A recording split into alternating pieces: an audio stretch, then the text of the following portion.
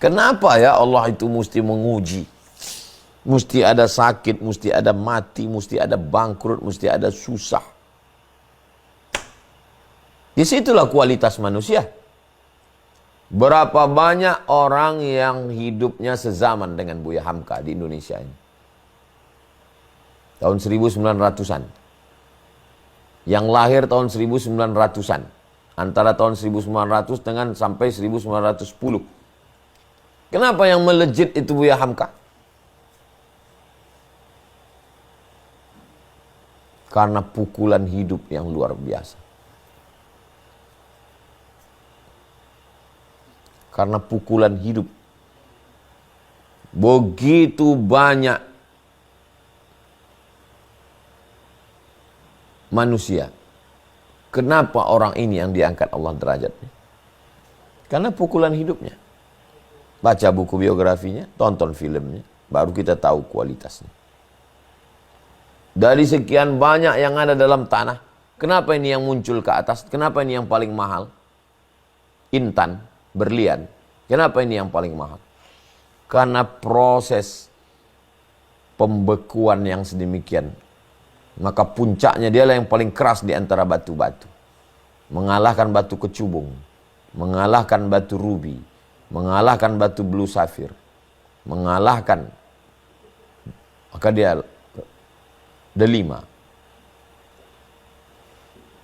mengalahkan zamrud. Dia yang paling keras. Dia adalah diamond, kata orang. Jadi semakin kuat tekanan, semakin berat ujian, maka di situ sesungguhnya Allah semakin mengangkat derajat manusia. Nabi-nabi di antara yang paling berat jadi nabi. Dari nabi-nabi yang paling berat menjadi rasul. Di antara rasul-rasul yang paling berat menjadi ulul azmi. Nabi Nuh, Nabi Musa, Nabi Isa, Nabi Ibrahim, Nabi Muhammad SAW. Ini yang paling berat-berat semua.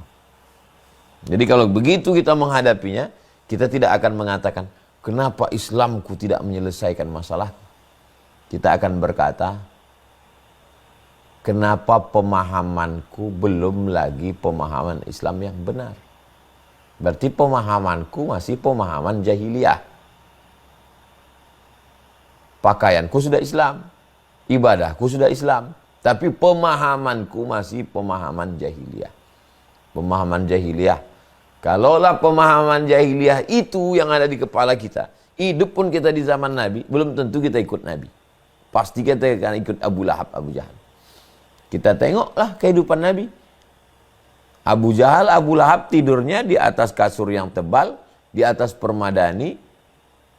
Nabi Muhammad SAW bangun tidur berbekas pundaknya dengan pelepah korma. Standar kita, orang sukses berhasil berarti Abu Jahal, Abu Lahab. Kalau gitu kita ikut Abu Jahal, Abu Lahab lah. Anda hidup pun kita di zaman Nabi Musa, kita akan ikut Fir'aun. Karena menurut standar kita, orang yang berhasil, punya kekuasaan, kaya raya, ditakuti orang. Fir'aun lah. Nabi Musa terusir dari istana, mengembala kambing. Pemahaman kita masih pemahaman jahiliyah. Gimana kita mau menyelamatkan diri? Maka sesungguhnya bersihkan dulu pemahaman kita bahwa menjadi penguasa kalau dekat dengan Allah akan diridhai Allah. Daud, Sulaiman menjadi orang sakit kalau dekat dengan Allah diridhai Allah. Siapa dia? Ayub menjadi orang yang terombang-ambing di tengah laut kalau diridhai Allah, dekat dengan Allah, disenangi Allah, menjadi hamba Allah. Nabi Yunus alaihissalam menjadi orang yang sakit, menjadi orang yang kehilangan, menjadi orang yang menghadapi kematian. Apapun yang terjadi dalam hidup, sampai pada puncaknya, tak lagi ada bedanya antara pujian dengan cacian. Tak lagi ada bedanya antara kekuasaan atau menjadi rakyat jelata. Karena memandang bahwa semua itu datang dari Allah. Inna lillah wa inna ilaihi raji'un.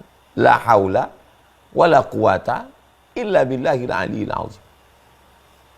Kalau sudah sampai ke tingkat itu, kita tidak lagi akan bertanya, kenapa Islamku tidak menyelesaikan masalah?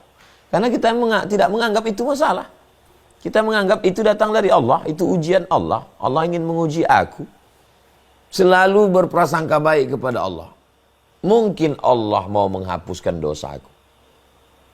Mungkin Allah sudah menempatkanku di daftar orang penghuni surga, tapi amalku kurang. Mungkin Allah sudah mengangkat derajatku. Mungkin Allah ingin mendudukkan aku di tempat maqamam mahmuda. Dan selalu memandangnya ke dalam. Mungkin zikirku kurang. Mungkin sholatku belum khusyuk. Mungkin aku masih ujub. Mungkin aku masih riya. Mungkin aku belum cukup syarat untuk masuk surga Allah SWT. Selalu menyalahkan diri kita.